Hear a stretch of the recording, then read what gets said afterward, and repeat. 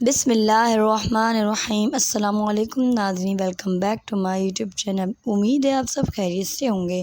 آج کی ویڈیو میں آپ کو یہ بتاؤں گی کہ جنت اور جہنم کیا ہے، جنت کا مکان کیسا ہوگا اور جہنم کا مکان کیسا ہوگا، رہنے کی جگہ کیسی ہوگی وہاں پہ۔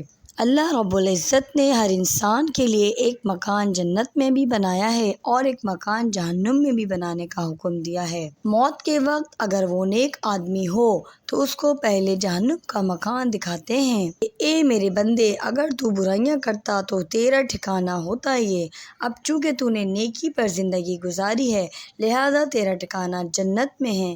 جب اس کو جنت کا ٹھکانہ دکھاتے ہیں تو اس کو اتنی خوشی ہوتی ہے کہ موت کی تکلیف بھی اسے بھول جاتی ہے، اور اگر وہ بندہ گناہ گار ہو تو اس کو اللہ رب العزت کے فرشتے جنت کا مکان دکھاتے ہیں اور اس سے کہا جاتا ہے کہ اگر تو نیکی کرتا تو تیرا یہ مکان اللہ رب العزت نے تیار کیا تھا، کیونکہ تو نے برائیاں کی ہیں، گناہ کیے ہیں، توبہ بھی نہ کی، اور اب تیری موت کفر پر آ رہی ہے، شرک پر آ رہی ہے، منافقت پر آ رہی ہے، اس لیے اب تجھے جہنم میں ڈالیں گے۔ تو اس کے دل میں حسرت بھر جائے گی، کاش میں بھی ایمان قبول کر لیتا، نیک ہوتا، مجھے بھی جنت مل جاتی، اب میں جنت سے محروم۔ اس کے دل میں حسرت ہوگی، پھر اسے جہنم کا مکان دکھائیں گے کہ اب تجھے یہاں بھیجیں گے تو خوف ہوگا۔ اسی خوف اور حسرت کی تکلیف میں جب اسے موت کی تکلیف پہنچے گی تو اس کی تکلیفیں کئی گنا زیادہ ہوں گی اور اس کی روح کو قبض کر لیا جائے گا۔ اللہ رب العزت نے قرآن مجید میں ارشاد فرمایا کہ جہنم کے 7 دروازے ہیں، لیکن حدیث پاک میں بتایا گیا ہے کہ جنت کے 8 دروازے ہیں۔ اب اس میں علماء نے ایک نقطہ لکھا، نقطہ یہ لکھا ہے کہ جس طرف سے زیادہ لوگوں نے آنا ہو اس طرف کے راستے کو بڑا بنا دیا جاتا ہے۔ آپ نے دیکھا ہوگا کہ گھر کا ایک مین گیٹ ہوتا ہے اور ایک مستورات چھوٹا سا گیٹ عقب سے اپنے لیے بنا لیتی ہیں۔ جہاں سے زیادہ بندوں نے آنا ہوتا ہے وہاں زیادہ آدمیوں کے آنے کی گنجائش بنائی جاتی ہے، اور جہاں تھوڑوں بندوں نے آنا ہوتا ہے وہاں تھوڑی جگہ بنائی جاتی ہے۔ تو علماء نے نقطہ لکھا ہے کہ اللہ تعالیٰ نے جہنم کے 7 دروازے بنائے، جنت کے 8 دروازے بنائے۔ اللہ رب العزت کی منشا یہ ہے کہ میرے زیادہ بندے جنت میں چلے جائیں۔ جس پروردگار نے پہلے ہی بڑا اور زیادہ کر دیا تو اللہ تعالیٰ کی چاہت یہ ہے کہ میرے بندے نیکی کریں، جہنم میں جانے کے بجائے جنت میں زیادہ جانے والے بن جائیں۔ ناظرین کرامی، جنت ہے کیا؟ جنت آخر کیا ہے؟ آج کی اس ویڈیو میں چند باتیں آپ سے بتائی جائیں گی کہ اللہ رب العزت کی بنائی ہوئی ایک جگہ ہے جس کے بارے میں آتا ہے کہ کسی آنکھ نے اسے دیکھا نہیں، کسی کان نے اس کے بارے میں سنا نہیں، کسی انسان کے دل پر اس کا خیال تک نہیں گزرا۔ تو گویا جنت ہمارے خواب و خیال سے بھی زیادہ حسین اور خوبصورت جگہ ہے۔ یہ اللہ رب العزت کے نیک بندوں کی رہائش گاہ ہے۔ عرش خداوندی جنت کی چھت ہوگی اور عرش کے بالکل نیچے یہ جنت ہوگی، مگر اللہ رب العزت فرماتے ہیں اور آسمان کو جب ہم نے بنایا تو اس کو توسیع بخشی، یہ ہر وقت پھیل رہا ہے۔ تو علماء نے مسئلہ لکھا ہے کہ جس طرح آسمان ہر وقت پھیل رہا ہے اسی طرح جنت بھی ہر وقت پھیل رہی ہے۔ جیسے کمان سے تیر نکلے تیزی کے ساتھ سفر کرتا ہے، اس سے زیادہ تیزی کے ساتھ جنت پھیلتی چلی جا رہی ہے، اور یہ اللہ رب العزت کی رحمت دم دم اس کے بندوں پر بڑھ رہی ہے، اور یہ اللہ رب العزت کی مہربانی ہے، یہ اس کا کرم ہے کہ اس نے نام والی جگہ کو ہر وقت اسپینڈ ہونے کا حکم عطا فرما دیا۔ جنت ہر لمحے بڑھ رہی ہے تاکہ میرے بندے وہاں زیادہ سے زیادہ جائیں۔ اہل جنت کا اعزاز کیا ہوگا؟ قیامت کے دن جو جنتی ہوں گے ان کو اللہ رب العزت بہت پروٹوکول عطا فرمائیں گے۔ دنیا کے اندر استقبال کیا جاتا ہے، پروٹوکول دیا جاتا ہے۔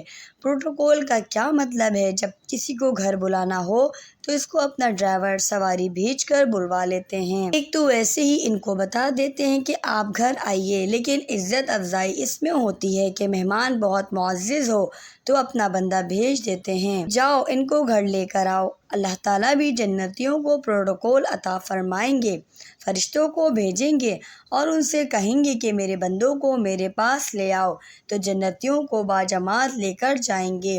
قرآن پاک میں فرمایا گیا جنتی لوگ قیامت کے دن جنت کی طرف چلیں گے جماعت بن کر، اور جب وہ جماعت بن کر چلیں گے اور جنت کے دروازے پر جب پہنچیں گے تو فرشتے ان سے کہیں گے السلام علیکم طبتم فادخلوها خالدین، تمہارے اوپر سلامتی ہو، یعنی ان کو پھر سلام بھی پیش کیا جائے گا۔ والملائکۃ یدخلون علیہم من کل باب، ہر دروازے سے فرشتے ان کے پاس داخل ہوں گے اور ان کو کہیں گے السلام علیکم، تم پر سلامتی ہو۔ سلام کا معنی سلامتی ہے، اور اگر یہ سمجھنا چاہیں تو اس کا ایک مطلب شاباش ہے، یعنی فرشتے یوں کہیں گے کہ السلام علیکم، تم پر سلامتی ہو، تمہیں شاباش ہو، تم جیتے رہو۔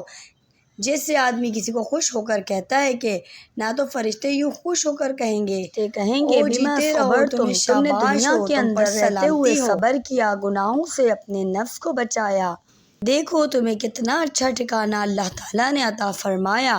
تو اللہ رب العزت اس دن جنتیوں کو بہت اکرام عطا فرمائیں گے، اور حدیث پاک میں آتا ہے کہ جب بھی جنتی جنت میں داخل ہوں گے تو جب فرشتے ان کو سلام کریں گے اور وہ اپنے گھر کی طرف جائیں گے، اللہ رب العزت ہر جنتی مرد اور عورت کو سلام فرمائیں گے۔ اب یہ کتنا اعزاز ہے، ہر جنتی مرد اور ہر جنتی عورت کو اللہ تعالیٰ سلام کہیں گے۔ یہ ایسا ہی ہے جیسے کسی کے گھر میں آپ جائیں تو گھر کی کوئی دعوت پر دروازے پر آپ کا کوئی استقبال کر رہا ہو اور آپ کو سلام کرتا ہو، تو یہ اہل خانہ نے سلام کیا، یہ اکرام ہوا کرتا ہے۔ اللہ رب العزت بھی جنت میں جنتیوں کو سلام فرمائیں گے اور اپنا دیدار بھی کروائیں گے۔ ناظرین کرامی، اہل جنت کی صفیں کتنی ہوں گی؟ حدیث پاک میں آتا ہے کہ قیامت کے دن جنتیوں کی 120 صفیں ہوں گی، جن میں سے اسی صفیں میری امت کی ہوں گی 80، اور 40 صفیں باقی تمام انبیاء کرام کی ہوں گی۔ سبحان اللہ! دیکھیے اللہ کے محبوب صلی اللہ علیہ وسلم کو کیا عزت ملی کہ سارے انبیاء کی امتیں مل کر جو بنی وہ 40 صفیں، اور اللہ کے محبوب صلی اللہ علیہ وسلم کی امت کی جو صفیں بنی وہ 80 ہوں گی، یعنی ان سے دگنا ہوگا۔ بلکہ یوں کہیے کہ جو جائیداد ہوتی ہے نہ، جو وارث ہوتے ہیں ان میں سے بیٹی کو آدھا حصہ ملتا ہے اور بیٹے کو دگنا حصہ ملتا ہے۔ جنت آدم علیہ السلام کی میراث تھی، جب تقسیم ہوئی تو اللہ نے اپنے محبوب صلی اللہ علیہ وسلم کو تو مرد والا حصہ عطا فرمایا، باقی تمام انبیاء کو مل کر بھی اس کا چوتھائی حصہ عطا فرمایا۔ 120 صفوں میں سے 80 صفیں امت محمدیہ صلی اللہ علیہ وسلم کی ہوگی۔ محبوب صلی اللہ علیہ وسلم کی دعا، چنانچہ ایک روایت میں آتا ہے کہ نبی کریم صلی اللہ علیہ وسلم نے 3 دن صحابہ کرام رضی اللہ تعالیٰ عنہ سے کنارہ کش رہے، صرف کمرے میں حجرے میں اپنے آپ کو بند کر لیا اور نمازوں کے لیے تشریف لاتے، پھر بغیر سلام کیے بغیر خاموشی سے واپس تشریف لے جاتے، پھر نماز کے لیے آتے اور واپس چلے آتے، اپنے تخلیہ تنہائی اختیار کر لی۔ 3 دن کے لیے صحابہ کرام بڑے حیران ہوئے۔ تیسرے دن جب نبی کریم صلی اللہ علیہ وسلم صحابہ کرام رضی اللہ تعالیٰ عنہ سے آ کر ملے تو انہوں نے عرض کیا، اے اللہ کے محبوب صلی اللہ علیہ وسلم، آپ صلی اللہ علیہ وسلم نے 3 دن کیوں تنہائی اختیار فرمائی؟ آپ صلی اللہ علیہ وسلم نے فرمایا کہ میں اللہ تعالیٰ سے دعائیں مانگ رہا تھا، اور 3 دن میں اللہ کے سامنے روتا رہا اور اپنے رب سے مانگتا رہا۔ میرے رب نے مجھ سے وعدہ فرما لیا ہے کہ وہ میری امت کے 70,000 بندوں کو بغیر حساب کتاب کے جنت عطا فرمائیں گے، اور ان میں سے ہر بندہ اپنے ساتھ 70,000 آدمیوں کو جنت میں لے کر جا سکے گا۔ سبحان اللہ! اور اب ان میں سے ہر بندہ اپنے ساتھ 70,000 آدمیوں کو جنت میں لے کر جائے گا۔ اب تو 70,000 لوگ بغیر حساب جانے والے، اور ایک آدمی کے ساتھ 70,000 جائے گا، تو ماشاءاللہ اربوں میں یہ انسان بن جائیں گے، اور اربوں کی تعداد میں لوگ ہوں گے امت محمدیہ کے جو بغیر حساب کتاب کے جنت میں جائیں گے۔ مثال کے طور پر امام اعظم رضی اللہ تعالیٰ عنہ فرماتے ہیں کہ ان میں سے ایک ہیں، ان کے 70,000 ان کو اجازت ہوگی کہ آپ اپنے ساتھ اور بھی لوگوں کو لے کر جائیے۔ تو اس لیے ہمارے جو بڑے اکابر گزرے ہیں، اگر ہم ان کے ساتھ روحانی طور پر معلق رہیں گے تو وہ جب بھی حساب کتاب جائیں گے اور ان کو اللہ تعالیٰ چوائس عطا کریں گے کہ اپنے ساتھ 70,000 کو لے جائیں، تو سبحان اللہ ممکن ہے کہ ہم پر بھی کسی بزرگ کی نظر پڑ جائے اور قیامت کے دن ہمیں بلا حساب جنت میں جانے کی اجازت مل جائے۔ جب گھر میں مہمان آتے ہیں تو ان کے سامنے فوراً سویٹ ڈش یا کوئی مشروب وغیرہ رکھ دیا جاتا ہے، یا میوہ رکھ دیا جاتا ہے، جیسی آ کر بیٹھیں تو کچھ کھا لیں۔ اسی طرح جنت میں جب لوگ داخل ہوں گے تو اللہ رب العزت کی طرف سے ان کو ایک روٹی دی جائے گی۔ بعض روایت میں آتا ہے کہ مچھلی یا اس کے کباب بھی ہیں، تو یہ چیزیں رکھ دی جائیں گی اور جنتی جب اس کو کھائیں گے تو دنیا کی تمام کھانے اور پھلوں کے جتنے بھی ذائقے ان کو محسوس ہوتے تھے وہ سب ان کو مل جائیں گے، اور اس روٹی کو کھا کر ان کو کتنی دیر تک نیند سی محسوس ہوتی رہے گی، یعنی جیسے کہ انسان کسی چیز کو کھا کر نشہ محسوس کرتا ہے، اور بہت ہی پیاری نیند آ جائے گی ان کو کھانے کا نشہ ایسا محسوس ہوگا۔ دیکھو یہ جنت کا استقبال ہے کہ ایک ایک لقمے میں ساری دنیا کی نعمتوں کا مزہ ان کو مل جائے گا۔ ناظرین کرامی، اب میں آپ کو بتاتی ہوں کہ جنت کے مکان کیسے تعمیر ہوں گے۔ جنت میں ہر ایک کا اپنا اپنا مکان ہوگا۔ کیسے مکان ہوں گے؟ یہ مکان ہر انسان اپنی عبادت کے ذریعے خود بناتا ہے۔ حدیث پاک میں آتا ہے کہ جنت میں فرشتے ہیں جو جنتی انسان کا مکان بناتے ہیں۔ جو انسان ذکر بیٹھا کر رہا ہوتا ہے یا کوئی نیک کام کر رہا ہوتا ہے، فرشتے اس کا گھر بنانا شروع کر دیتے ہیں، لیکن جیسے ہی وہ نیک عمل کرنا ختم کرتا ہے تو فرشتے بھی مکان بنانا روک دیتے ہیں۔ دوسرے فرشتے ان سے پوچھتے ہیں کہ تم نے مکان کا کام بند کیوں کر دیا؟